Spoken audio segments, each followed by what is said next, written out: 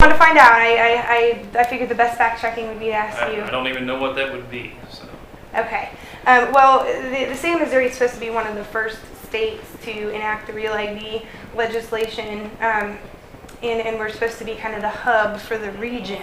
And so we are having federal funds directed here, and from what I understand, it was going to be put in your district. And that would be news to me. Okay, well that's good to know. I just wanted to get that on the record. Additionally, I wanted to find out, A, what your thoughts are on HB 361, and B, what we can do to get down the calendar for a vote, no matter what your thoughts are, before the session. Well, one, I haven't reviewed the legislation, okay, because I don't serve on that committee. The process we go through is that the bill was voted out of committee. We meet on Wednesdays with my staff, and we look at what bills have been voted out of committee to be turned in on the calendar on Thursday. I suspect that will be one that will be turned in on Thursday. But we'll go through that process later this evening, and then we'll turn bills in tomorrow. Then they'll go on the calendar.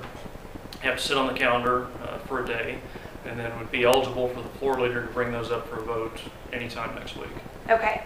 Or Friday, if we're in session Friday, which okay. I don't know at this point whether we'll be in session Friday. So. Okay. Well, I want to make sure that since you haven't read the legislation, that I'm able to mention a couple of things.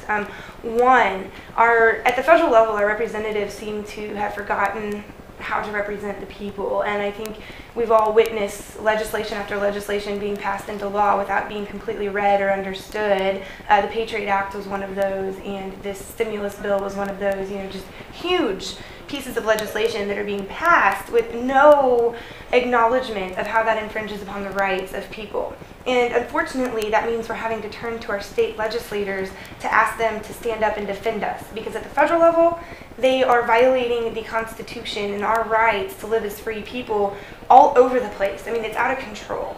And the Real ID is one example of that. It violates the 4th Amendment, it violates the 10th Amendment, and people are really looking for some leadership at the state level. This is a nonpartisan thing. Our organization works to bring people together, and I know that Ray's organization, Be the People Foundation, does the same thing.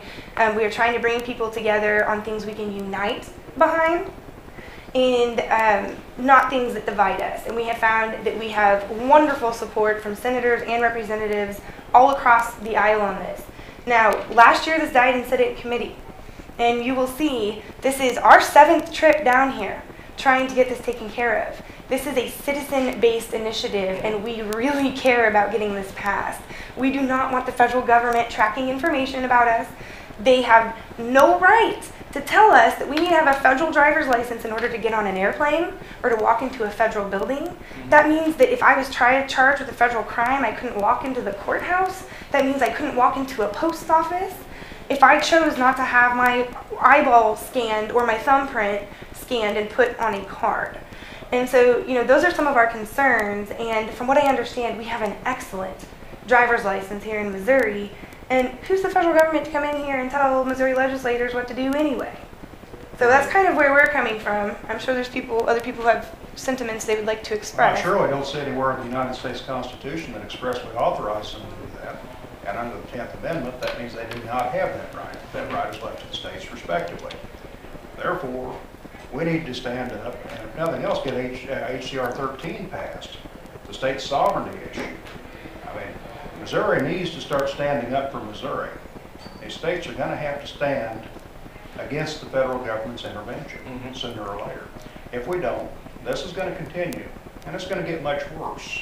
I suspect very shortly, from the looks of things. Some of this legislation coming out of Washington is just appalling. It's unbelievable. How have we gotten so far away from the Constitution? Is my question. Well, obviously, I'm not a federal legislator, so I don't know that I can answer that question accurately for you. Well, can we get our state to stand up and pass this sovereignty issue? And I need to go out to session. We are in session right now.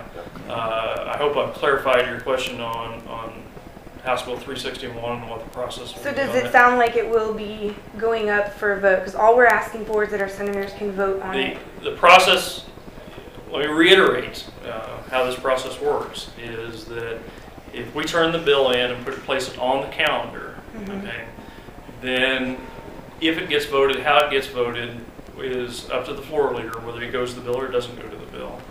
Okay?